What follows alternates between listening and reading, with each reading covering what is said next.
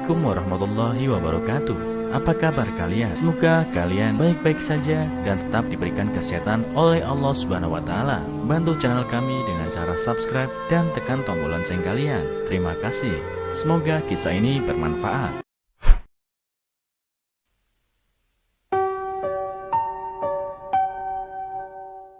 Wanita muda mengadopsi anak yatim piatu dan mengetahui bahwa dia adalah adik kandungnya.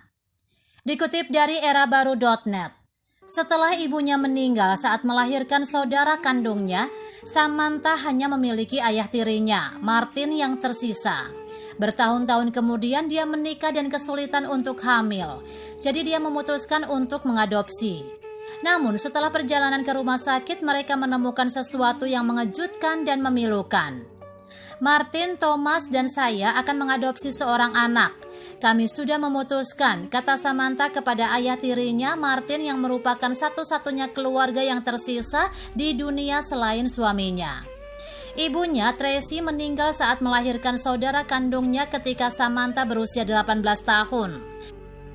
Sayangnya, bayinya juga meninggal karena persalinannya yang sulit. Samantha dan Martin patah hati dan terikat atas pengalaman itu. Ayah kandung Samantha menghilang bertahun-tahun yang lalu, dan Martin telah menjadi satu-satunya figur ayah dalam hidupnya untuk waktu yang lama. Karena itu dia akhirnya menjadi seperti ayah kandungnya. Itulah sebabnya dia mengantarkannya ke altar ketika dia menikah dengan Thomas pada usia 20 tahun. Dia ingin memiliki keluarga besar dan tidak sabar untuk memiliki anak. Itu sebabnya mereka menikah begitu muda. Sayangnya 3 tahun telah berlalu dan tidak ada yang berhasil. Mereka melakukan 2 kali IVF dan masih belum ada apa-apa. Jadi adopsi sepertinya merupakan pilihan terbaik bagi mereka pada saat itu. Kurasa itu keputusan yang bagus, Sam. Apa kau akan mengadopsi bayi atau anak yang lebih besar? Martin bertanya, berpikir itu indah bahwa mereka mungkin menjadi orang tua pada akhirnya. Kami tidak tahu, kami akan pergi ke panti asuhan setempat dan bertemu dengan direktur tentang hal itu. Tapi ada agen adopsi juga, kami akan mengeksplorasi semua opsi, jelas Samantha bersemangat dengan ide akhirnya menjadi seorang ibu. Mereka tinggal di Washington DC dan kemudian mengetahui sebuah panti asuhan di dekat rumah mereka di mana mereka dapat bertemu dengan beberapa anak dan melihat apakah seorang anak yang lebih besar akan bekerja untuk mereka. Jadi mereka membuat janji dan disambut oleh direktur yang baik hati yang mengajak mereka berkeliling. Sebagian besar anak-anak sedang bermain di luar di taman besar dan Samantha senang mereka memiliki fasilitas yang begitu indah. Namun seorang anak menarik perhatiannya. Dia duduk di samping dengan kepala di atas lututnya. Hatinya tertarik oleh adegan itu dan dia bertanya apakah dia bisa mendekatinya. Direktur mengatakan ya. "Hai nak, ada apa?" Samantha bertanya pada anak itu, berlutut di depannya. "Tidak ada apa-apa," kata anak laki-laki itu, memandang ke Samantha tetapi meletakkan kepalanya dan kembali menunduk. "Siapa namamu?" "Miles," jawabnya dan akhirnya mengangkat kepalanya, menatap Samantha secara langsung. Sesuatu di dalam hatinya berdetak dalam 1 detik itu dan dia tahu anak ini istimewa karena suatu alasan. Mereka terus berbicara dan dia menemukan bahwa anak lain telah mencuri bola Miles dan mereka tidak ingin membiarkan Miles bermain. Tapi akhirnya anak-anak lain memanggilnya dan Miles tersenyum cerah, berdiri dan berlari ke arah mereka. Thomas telah menyaksikan pertemuan itu dan melihat sorot mata istrinya. "Bisakah kita membicarakan anak itu?" katanya kepada direktur dan Samantha menyeringai pada suaminya. Setelah beberapa minggu mengurus dokumen, mereka akhirnya siap membawa pulang Miles. Mereka telah menyiapkan kamar untuknya, membeli banyak mainan termasuk tiang gawang untuk halaman belakang tempat Thomas dan Miles bisa bermain sepak bola. Bocah 5 tahun itu pulang ke rumah mereka seolah-olah dia memang ditakdirkan untuk selalu ada di sana. Ada pasang surut tetapi itu lebih sederhana dari yang dibayangkan Samantha. Dia bahkan terikat dengan Martin dan mulai memanggilnya kakek. Selama beberapa bulan berikutnya, teman-teman Samantha bertemu dengan anak itu dan mereka semua terkejut melihat betapa miripnya dia dengan putranya.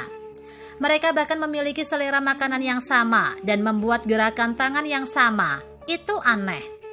Terlebih lagi ketika mereka membawa Miles ke dokter untuk menjalani tes umum, mereka menemukan bahwa mereka memiliki golongan darah yang sama, yang sangat langka.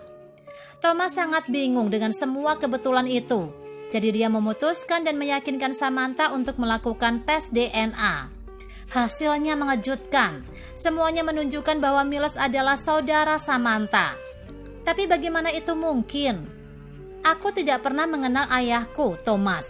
Siapa yang tahu berapa banyak anak yang dia miliki di luar sana? Dia memberitahu suaminya setelah membaca hasilnya. Mereka berada di kamar tidur mereka dan Miles sudah tertidur, tidak menyadari apa yang mereka pelajari. Kurasa dia bukan anak ayahmu. Kurasa dia anak ibumu, sela Thomas menggelengkan kepalanya dari tempatnya di tempat tidur. Itu tidak mungkin. Pikirkan, Miles berusia 5 tahun. Timeline-nya sangat cocok. Lanjutnya sambil memberikan fakta. Dan sesekali ketika aku melihatnya dan Martin bersama, ya, aku merasa mereka benar-benar berhubungan. Tapi apa artinya itu? Samantha bertanya, menjadi marah. Bahwa Martin berbohong tentang kematian saudaraku dan meninggalkannya. Itu gila. Martin adalah kekasih. Apakah kamu bersedia hidup tanpa mengetahui kebenaran? Thomas bertanya dengan serius. Samantha tahu dia benar. Mereka harus mencari tahu apa yang terjadi. Keesokan harinya dia mencuri rambut Martin dan membuat mereka diuji DNA di beberapa titik. Hasilnya kemudian membuktikan bahwa dia adalah ayah biologis Miles dan dia menuntut kebenaran darinya. Dia membunuh ibumu, dia berteriak setelah menyangkal semuanya tetapi mereka tidak dapat menyangkal hasilnya. Tidak, dia bayi luar biasa, kata Samantha meneriakinya untuk pertama kalinya dalam hidupnya dan tidak percaya apa yang telah dia lakukan. Saya tidak bisa menghadapinya, lanjut Martin. Jadi kamu membiarkannya merana di dalam sistem, apakah kamu gila? Dia melanjutkan, air mata kemarahan memenuhi matanya. Martin mengangguk, tidak mengatakan sepatah kata pun, dan Samantha membalas anggukan itu dengan bibir mengerucut. Oke, katanya dan bergegas keluar dari rumahnya. Thomas dan Samantha masih menjalani adopsi Miles terlepas dari penemuan mereka. Faktanya mengetahui bahwa dia adalah keluarga membuat segalanya lebih mudah bagi sistem. Tapi masih butuh waktu bertahun-tahun untuk menyelesaikan dokumennya. Mereka memberitahu Miles tentang hal itu ketika dia berusia 18 tahun.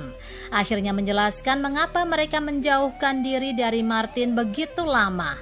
Mereka mengatakan kepadanya bahwa dia dipersilakan untuk menghubunginya kapan saja. Tapi pemuda itu tidak mau melakukan itu. Saya memiliki keluarga saya di sini. Saya tidak membutuhkan lebih banyak, katanya kepada Samantha dengan mata penuh perasaan.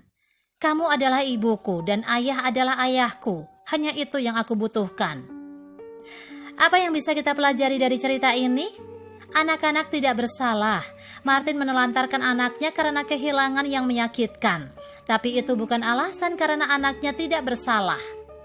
Ikuti insting Anda. Sesuatu dalam hati Samantha menyuruhnya untuk bertanya lebih banyak tentang Miles. Dan mereka menemukan kebenaran yang mengejutkan.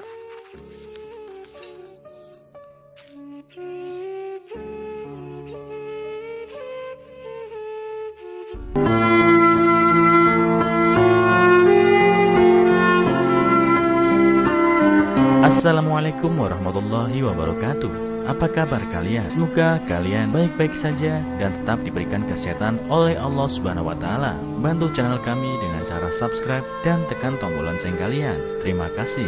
Semoga kisah ini bermanfaat.